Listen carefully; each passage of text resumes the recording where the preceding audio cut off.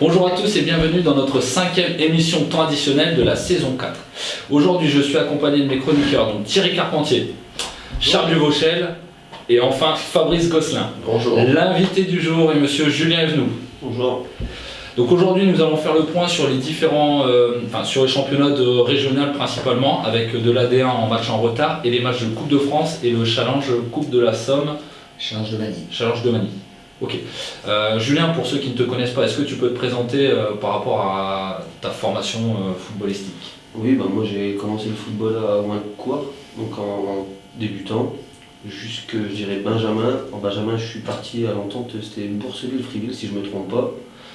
Ensuite, je suis allé une saison à la Ville 2 et après ça, j'ai arrêté le football. Ouais. Donc tout ça pour on va dire, j'ai arrêté en U15, j'ai repris en U18 une saison à Saint-Valery.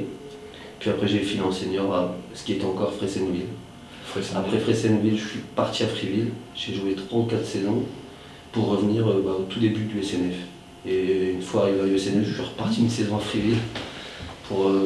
C'était avec Joël Van Desten, on jouait en inter et du coup je voulais essayer si oui ou non j'étais capable de jouer, donc c'était pour voir un petit peu. Et puis après je suis revenu pour entraîner avec Anthony Moreau à l'USNF. L'USNF, combien de temps que tu es là depuis entraîneur? J'ai commencé avec Anthony, donc on a fait 2 saisons ensemble si je ne me trompe pas, et maintenant depuis le Covid, on va dire c'est moi tout seul. Ok, merci pour la présentation Julien. Donc là au niveau des championnats, on commence par R1, R2, R3 avec Charles. Ok, alors en R1, poule A, dans la région, il y a Amiens-Porto qui gagne le derby contre Amiens SCB 3-1 chez eux, donc ils se relancent un petit peu. On a nous, Longo, qui avons reçu Boulogne-sur-Mer, on avait changé le match pour le match à huis clos, pour faire le plus de matchs à huis clos si on reçoit une belle équipe en Coupe de France si on y est encore. Donc Boulogne qui était deuxième, on gagne 5-0 contre Boulogne, un beau résultat avec un bon match. Au classement du coup on prend la première place parce qu'Arras n'a pas joué, donc on est premier avec 10 points. Amiens SCB 6ème avec 7 points et Amiens Porto qui est 8ème sur 12 avec 6 points. Ouais, qui revient bien, Amiens Porto qui revient bien. Juste tu peux nous donner un petit peu là pourquoi de ces matchs à huis clos, mais il vous reste combien de matchs Il y a 4 matchs, il nous en reste un qu'on devait jouer ce week-end. En fait, on voulait enchaîner le Boulogne et Saint-Omer pour que ça fasse les 4. D'accord. On va le caler en Coupe de France et derrière, le gagnant reçoit Caen, ouais. de Ligue 2. Donc en fait, on voulait finir les 4 matchs pour. Et donc là, si vous ne jouez pas ce week-end? Du coup, je sais pas, j'ai appris ça il y a un quart d'heure quand le match était reporté, je ne sais pas ce qui va se passer. D'accord. Prochain match, du coup, il y avait Longo Saint-Omer ce week-end, mais on a été mis au courant il y a une demi-heure que le match allait certainement être reporté. Amiens SC étape, c'est écrit reporté aussi, après je ne sais pas si c'est officiel. Et par contre, Porto, c'est pas écrit reporté, qui jouera à Grande-Sainte. Dans le groupe B, Amiens Nord B n'a pas joué la semaine dernière, reporté. Il reste donc 5ème avec 7 points. Et ce week-end, ils reçoivent Lambre, qui est en 2 équipes de N3 l'année dernière. En sachant que s'ils reçoivent Lambre, s'il y a un report pour votre match. Eh ben non, sur le site de la Ligue, c'est écrit Longo Saint-Omer reporté, Amiens SC reporté, Amiens Nord qui joue. Pourtant c'est Amiens Métropole. Ouais, je ne sais pas pourquoi. Bon, peut-être que dans une demi-heure ça sera changé, Ok. Je ne sais pas. En poule en R2, donc la poule du SCA. Donc Camon qui enchaîne encore après la victoire 3-1 au SCA, après une qualif en Coupe de France. Donc là une victoire 4-2 contre le RCA avec un triplé de ZZ encore, qui enchaîne. Abbeville qui a été chercher 3 points on va dire précieux à Noël-sous-Lens, parce qu'il était sur 2-3 défaites avec la coupe etc. Maubeuge, Béthune et puis Camon, donc c'est bien, penalty d'Anthony Wicca. Victoire 1-0. Gamache qui n'a pas joué contre Montataire, match reporté. Donc au classement, il y a le SCA qui est 3ème à 1 point seulement du leader Nogent, qui a fait nul je crois. Beauvais qui est 2ème égalité avec le SCA. Camon qui revient à 4 points du premier. Camon qui était avant-dernier il y a 3 matchs. Avec la 5ème place. Gamache avec un match de moins et 8ème avec 6 points. Et le RCA par contre toujours compliqué le début du SCA là, avec 11ème avec 3 points. Le prochain match, le SCA reçoit Bully-les-Mines. Si pas d'arrêté, je ne sais pas s'ils annoncent un arrêté sur la ville. Le RCA reçoit Noël sous Lens et Gamache Liancourt. Pareil, RCA, j'ai pas vu de report. C'est bizarre. Donc voilà. L'âge de Zerdad? Moi déjà, il y a 3 ans quand je jouais contre lui, 41. 42 non? Moi j'ai eu un président hier de Camon qui disait extensionnaire. Après quand tu fais attention à toi et que tu as joué en Ligue 1, Ligue 2, enfin, belle carrière quand même. Belle carrière, Dire, ouais. Tout le temps passé. Ah, ouais. T'as un vétéran dans ton équipe? Un vétéran. Lui, Plusieurs, mais à part toi. Non, je joue pas. Je joue encore un petit peu, mais ouais, Benoît Léger, ouais. Quel âge? Non, il a 36, ouais. Début Début des 36 ans, 36 ça ans. reste encore. C'est jouable ça. Ouais, Ouais, ouais. Ouais. Avec une bonne hygiène de vie. c'est clair. Zahir, oui. Ouais. Dans notre groupe, Roi qui perd à Soissons, je crois qu'il enchaîne une deuxième défaite. Encore, Roi. ouais.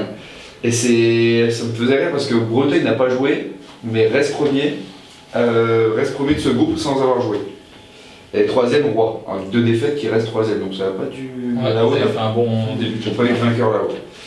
En R3, groupe G, l'USK Montbé qui perd à Crépy 2-1, la Montois qui bat Touroc Longueuil 2-1, Montdidier qui perd, je crois, son 2e match d'affilée à Saint-Just 2-0. Donc Montdidier qui avait fait un bon début de championnat descend à 5e place avec 9 points à 4 longueurs du premier Saint-Quentin B. Camembert et la Montois sont 7e et 8, avec 7 points, ils sont 8e et 9e. Dans le groupe H, grosse défaite de Mianet à Chambly 3, 5-1. Grosse défaite également d'Amiens Nord B, 6-2 à Plessis. Pour Mianet, belle équipe de Chambly. Hein. Chambly 3, très Ça belle. dépend de chaque week-end. Ouais, ce week-end-là, c'était une très belle descente. Une belle victoire d'Ailly-sur-Somme 2-0 à Saint-Val. Ouais. Ailly qui. C'est pas mal là. Hein. Fréville-Albert reporté. Donc au classement, on a Mianet 4e avec 9 points, comme Ailly-sur-Somme. Mais à 6 points déjà de Méru qui enchaîne, qui a 15 points sur 15, Méru, qui a fait le match contre Beauvais, là c'est pas mal. Albert 7e avec 6 points, Fréville 9e avec 5 points. Et puis il y a ACA, B et Saint-Valéry qui partagent les deux dernières places avec 2 et 3 points. Prochain match Mianet-Saint-Val, Fréville-Plessis, Méru, Amiens Nord B, Ailly Chambly B et Albert Chambly. Il faut savoir que Amiens Nord B l'année dernière avait fait un début de championnat qui était difficile. Les hommes de Karim Abdal avaient fini la première partie de saison dernier. Et après ils ont enchaîné les victoires. Et à la fin du championnat, sur le match contre le RCA Amiens, ils jouent ce match pour monter en R2. Donc c'est quand même, voilà, rien n'est dit. Après c'est difficile de les voir sur le... Sur Bon la après, fin. Amiens Nord A a perdu beaucoup de joueurs. Donc, Oui. c'est pas la même saison que l'année dernière avec la N3. Après, ce qui semble en difficulté, c'est Saint-Valéry encore là. Ouais. RCA moi aussi en R2 là. Alors c'est c'est dur aussi pour le RCA en Oui, R2. c'est R2. En face, tu as des cylindrées avec des... Voilà, il y a un Carobi budget. descend. Là, il y a moins d'argent à RCA Amiens, on en discute souvent avec Nicolas Covin. Les joueurs ne sont pas payés, je dirais, sur des R2, alors que la plupart des clubs vont payer les joueurs en R2, en R3 pareil. Donc Des primes. D'ailleurs, En toi, B1 Julien, aussi. tu suis encore un peu Fréville-Escarbotin là Ouais, R2. j'ai encore quelques amis là-bas. Je suis vraiment de près, ouais. Et puis, c'est pas évident pour eux parce que, je sais pas, vous voyez à chaque fois que dans le groupe Vimeux, quand il y a une équipe qui monte en R3, souvent c'est quand même assez difficile. Hein. Mais tu l'expliques comment ça? le vivier des joueurs, déjà il y a beaucoup moins de monde, ouais, il y a beaucoup moins de joueurs, et puis on n'a pas forcément les infrastructures non plus adéquates pour pouvoir attirer aussi des joueurs d'un autre niveau, parce que enfin, moi je me dis que je regarde chez nous, moi j'ai 2 terrains corrects, mais pour s'entraîner l'hiver, franchement c'est une galère, ou pour... Vous avez une salle quand même. non, enfin c'est pour les jeunes la salle. Ça, Et- Tu parles du synthétique? Ouais, la synthétique, tu vois, ce serait quand même important pour... même si c'est rien que sur la communauté de communes, tu vois, pour Fréville, tout en alentour, Gamache, nous, il y a quelques clubs qui... Même au moins un pour la région. Bah, pour tout le monde, ce serait sympa. Pas comme à Ville. Alors, je dis pas que ça ferait forcément le fait qu'on se maintienne en R3, mais ça pourrait Ça quand même... aiderait, quoi. Bah, ça attire un petit peu de monde, même pour les jeunes.